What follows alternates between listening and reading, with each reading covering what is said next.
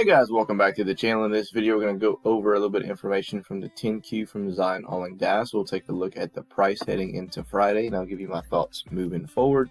Before we do, just to reiterate, not a financial advisor. Make sure that you do your own research. Also, if you find value in the video, smash the thumbs up button, subscribe to the channel if you enjoy our content, and hit the notification bell. That way YouTube can let you know every time we release new content. Other than that, guys, let's dive right on into it. So what in the world is a 10Q?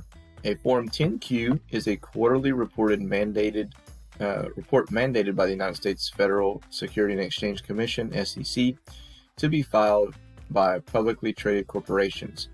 Pursuant to Section 13 or 15D of the Securities Exchange Act of 1934, the 10Q is an SEC filing that must be filed quarterly with the U.S. SEC Commission. SEC. It contains similar information to the annual 10K. However, the information is generally less detailed and the financial statements are generally unaudited. Information for the final quarter of a firm's fiscal year is included in the 10K, so only 3 10Q filings are made each year. These reports are generally compare last quarter to the current quarter, so that last year's quarter to this year's quarter. The SEC put this form in place to better inform investors. The Form 10Q must be filed within 40 days for large accelerated filers and accelerated filers for 45 days after the end of the fiscal year for all other registrants. So basically you'll see the like you'll say 10Q for the fiscal quarter or whatever, ending in or ending on, and they'll give you a certain date. So like this one says, for the quarter ending in September or something 2022, so you have a certain amount of days to get that filed after that basically that quarter ends. Okay, so we'll take a look at a couple of parts of it that I want to look at. Most of you I think probably already know that this 10Q was filed, probably read through it a little bit, but for those of you who haven't seen it, we're just going to go over a couple of parts of that.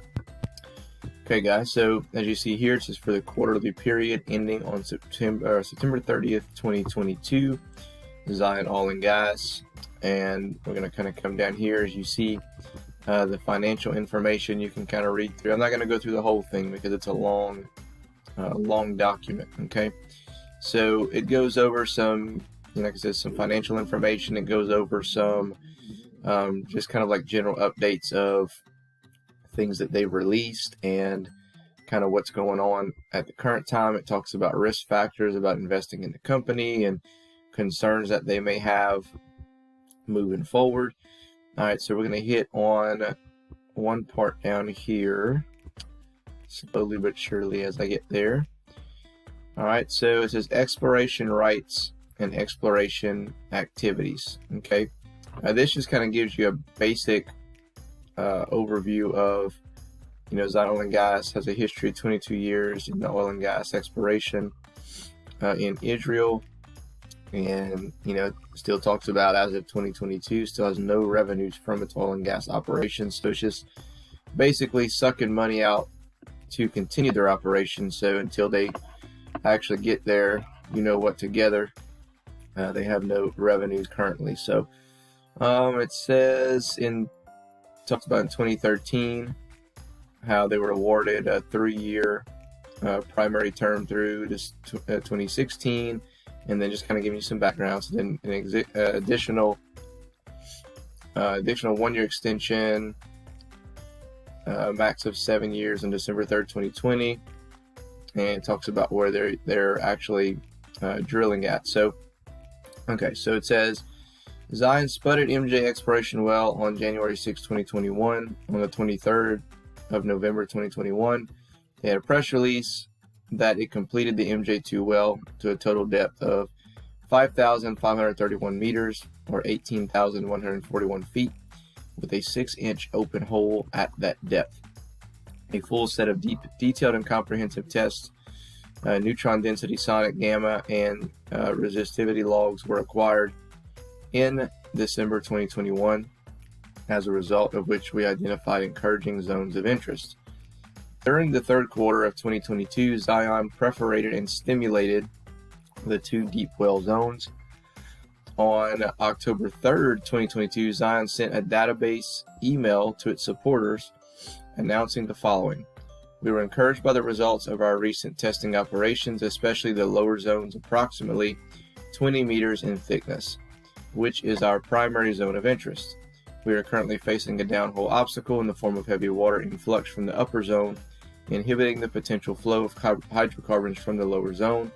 And after consultation with outside experts, we plan to isolate and neutralize the heavy water influx by procuring a 4.5-inch packer and installing it below the heavy water zone and above our primary zone. Zion suspended its operations at the MJ2 pad site during October 2022 due to several Jewish holidays during the month.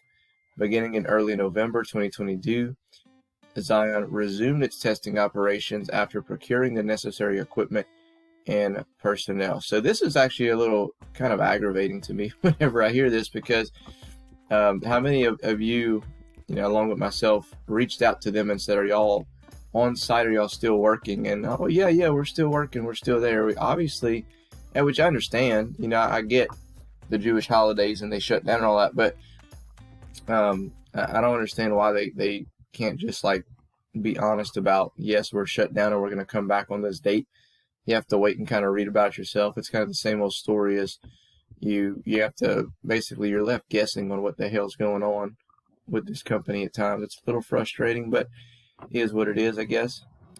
Okay, so then it goes on, it says basis of presentation, kind of gives you the purpose of this 10Q, and then the ongoing concern obviously is going to be money, in my opinion, and I think that's probably what they're going to say here.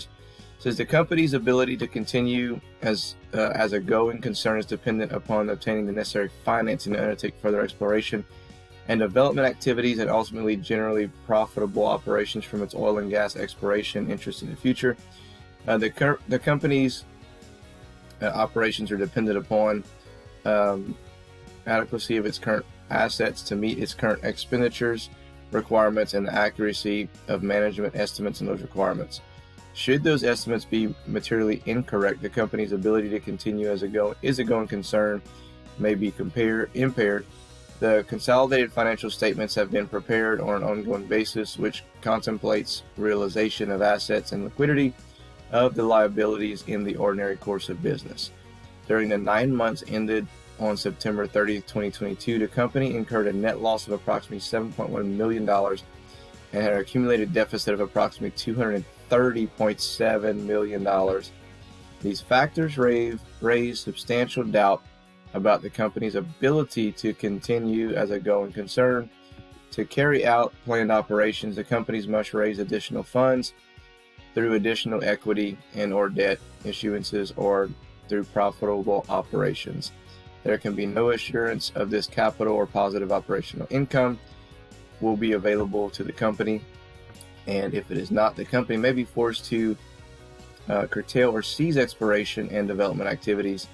The consolidated financial statements do not include any adjustments that might result from the outcome of this uncertainty. So they put this in every 10Q or 10K, guys. This is not anything new, but it's still, as an investor, for sure, a little nerve-wracking when you see that. But just to let those of you know, I mean, they put this in every single one. They just updated the deficit, right? So the price of it now, guys, I mean, if you look at it, we were kind of getting a little run. We got to 13, and I mean, it had a decent little spike up, and then all of a sudden it fell back down, and we closed at 12 cents, and we finished, about 1.2% down for that day. All right.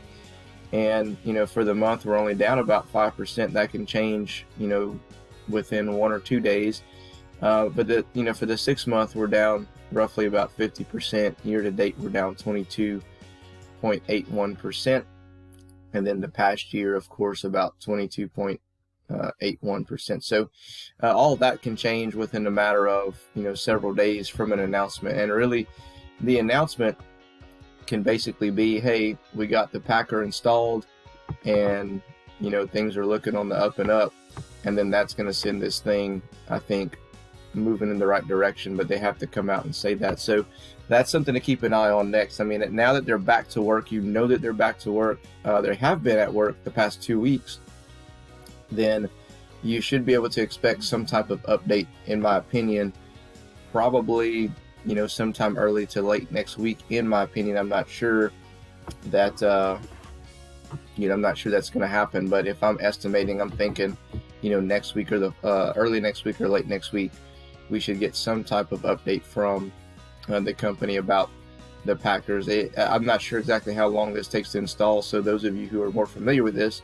please do chime in and let me know if that's an accurate estimation of, you know, if they've been getting everything, you know, situated since early November, since the first week, you know, about 3 weeks time. I'm wondering if that would be an adequate enough time for them to kind of test it out and kind of go from there. If not, I mean, I guess you can kind of expect December, but if we don't hear anything definitely by next week, I think that we can probably retest 10 cents again, and, you know, from there, maybe that would be a good setup for them to come out with some type of news, and hopefully it'll be some positive ones. So that's all I got for you in this video, guys. Let me know your comments below. Have a great weekend. Other than that, we'll catch you in the next one.